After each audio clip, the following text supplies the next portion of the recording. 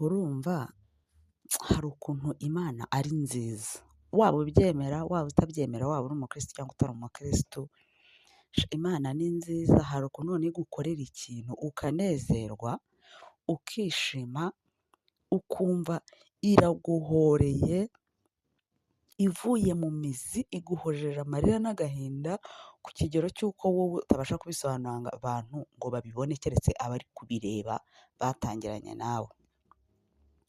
Ngira ngo muribuka umuntu witwa Mutesi, ama episode yamubayeho guhera nka 2023. Mutesi yaragiye aba episode nziza mu gihugu. Mutesi aba episode ku macone yitwa ngo ni abapasiteri n'abahanuzi n'abaki bose, noneho n'abatagira amatitre yo muri caci baragenda bafata Mutesi bamugira ikiganiro cyiza cyane.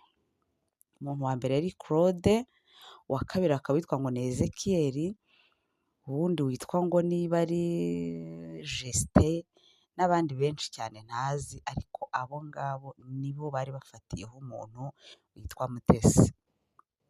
Ngo uvuga ngo Pastor Mutesi gushaka gupfusha Rusagara, gushaka kwiwe n'ibindi byose bijyanye n'ibyo by'urukundo rwe bisa n'ibyariye bariya abantu. Mutesi ni umutubuzi, Mutesi ni indaya, Mutesi aragenda aba Mutesi, Mutesi aragenda aba umugore mubi, ibintu bibi byose biba ari we bibarizwaho.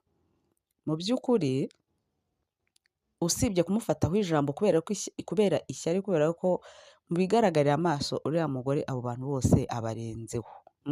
Bo rero bakomeje kugira amatsiko yo kumenya ngo uyu mugore akora iki, atunzwe n'iki, abayeho ate hanyuma y'ipfa rya Rusagara. Kuko na Rusagara akiriho ntabwo bashaka kwiyumvisha iki ubuzima umuntu witwa Mutesi abayemo, ukuntu ari umugore uri class, umugore uhinduranya igitenge umunsi ku munsi, uhinduranya ibaze. Ibyo bintu byose bariya ntabwo bashakaga kubyumva, bigatuma bamujyana mu mujyi w'uko yaba ngo hari abagore batatu cyangwa se banarenze muri iyi mihanda bazwi, bashobora kuba batunzwe n'ubusambanyi cyangwa se nabo ngo ari aba slay queen, bihishe mu mwambaro w'idini, bihishe mu mwambaro wo kuvuga ngo ni abavugabutumwa, kandi ngo bagahora baza imihanda gushaka iki, igikundiro. Nongere mbasubiriremo, igikundiro gitangwa na Data wo mu ijuru, igikundiro gitangwa n'Imana. Umuntu witwa Asiya kuba yakundwa ni ibituruka ku Mana, uwitwa Masharene kuba yakundwa ni ibituruka ku Mana, Pastor Mutesi kuba yakundwa ni impano y'Imana, si ibya buri wese. Kubona rero uyu mugabo bahimbye amazina ngo ni Sebiradiyo, Empty Mind, n'aba bose birirwa batukwa ngo ni Ezekiel, n'uyu nguyu ngo ni Justin, n'aba bandi bose muzi, kubona abagabo batagira igikundiro, donc baragiye bineneka ku muntu witwa Pastor Mutesi. Ibyo kuvuga ngo ni abahanuzi, ni abapasiteri, twese turabibura. Hari harimo na wa wundi bafunze witwa Nibishaka. Ibyo bintu twarabibuze, ubwo tubona ni abantu b'indisipurine, ni abantu b'abanyeshyari, ni abantu icyitwa views baragenda bakigira kirenga umupaka, batakaza ubumuntu, baba abantu b'indisipurine, ububyeyi barabutakaza, n'ubumuntu barabutakaza, baba indisipurine z'imihanda. Ubundi baragiye cyarageze aba ari bo bahagararira indisipurine. Ntubone nk'aba bantu, aba bantu bajyaga batukana cyane cyane ku ma TikTok, turabibagirwa dusigara twibuka duhanze amaso abantu bitwa ngo bari mu ishusho y'ubuvugabutumwa, abapasiteri, abahanuzi, tubahanga amaso kubera kwibasira umuntu witwa Mutesi, kugeza ku kigero cy'uko bashatse amajwi tutazi aho bakuye, niba ari ukuri niba atari ukuri simbizi. Aya Siya barayazana ari gushwana na Mutesi, bazana amavidewo ngo ari gukarabya umugabo witwa Steven, murabyibuka, bazana amajwi y'umuntu witwa ngo Pastor Mutesi ngo ari kwikinisha. Mu by'ukuri ntituzi ukuri kwabyo, jye sinabyemeza, sibyo, cyane yuko ikoranabuhanga rikora ibintu byinshi. Aba bantu murabizi neza ko nibo bantu byaturutseho bwa mbere na mbere. Abakora ibindi biganiro bisanzwe bya entertainment ntabwo bigeze babizana. Wumve ko bari abantu ari abanyeshyari, ari abagome, ari indisipurine, kugeza ku kigero cy'uko babonye mugenzi wabo abarenzeho financially, bakumva umutima wabo ntutuje, bagashaka kugira amatsiko y'inkomoko y'ibyo atunze, uburyo ki abayeho, uburyo ki arya, uburyo ki atuye mu itaje. Ibyo bintu byose babigira amatsiko kugeza ku kigero cy'uko bashatse ibintu bishobora kumwangisha abantu no kumutora hasi, ariko still aracyabaruta, aracyabarenzeho. Ariko ikintu cyanejeje abantu kiri gushimisha abantu bose bakumva baranezerewe. Hari ukuntu Imana inezeza umutima wawe ikaguhorera ititaye ku bintu byose kuko ibona agahinda wagize. Hejuru y'umubabaro uyu Ezekiyeli n'uyu nguyu ngo ni Sebiradiyo cyangwa Mfitimayindi Claude n'uyu nguyu ngo ni Justin, hejuru y'umubabaro bababaje Pastor Mutesi mu myaka nk'itatu cyangwa 2 yikurikiranije, hagati yabo ubu ngubu bari kuryana, bari gushondana.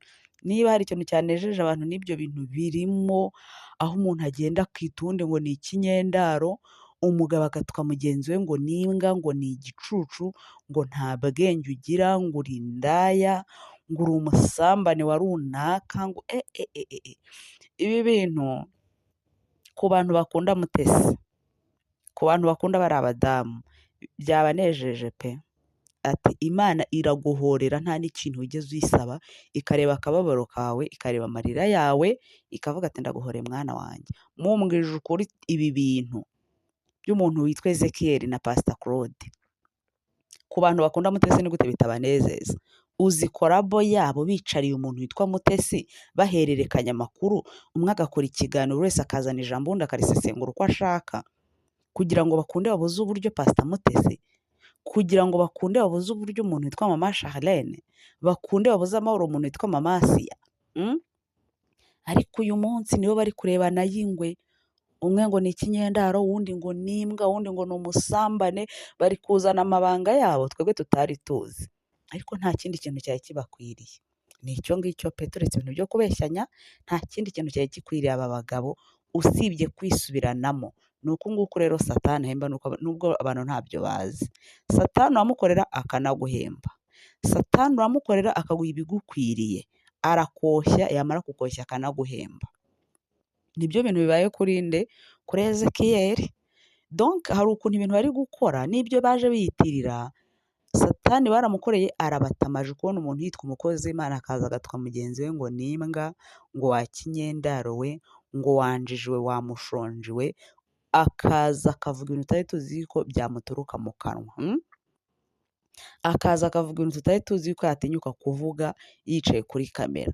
Nta kindi kintu cyari gikwiriye aba bagabo, nta kindi kintu usibye bo ubwabo gusubira inyuma bagashondana, hejuru y'ubugome buba mu mitwe yabo, hejuru buri wese azi yuko ari umuhanga ku giti cye cyangwa se kuri level ye. Ariko ubuhanga bwabo twabubonye, ubukristo bwabo twabubonye, amazina bise ngo yo kumva yuko ari abahanuzi, abandi akaba ari abapasiteri, abandi akaba ari abakozi b'Imana, twababonye. Ariko ntacyo batatweretse, bivuyemo. Ikikwereka ko biriya bintu byari iki? Byari akagambane. Mutesi ni umuntu yakosa, Mama Asiya yakosa, na Mama Charlene yakosa, ariko ntibivuze ngo ukore episode zirenze 16, 20, 30 uvuga ikintu kimwe ku muntu kugira ngo umwangishe abamukunda, kugira ngo umwangishe abantu bamukurikira. Ibyabo rero twabimenye yuko byari akagambane, none hagati yabo bagize bate? Basubiranyemo. Ni mu hamwe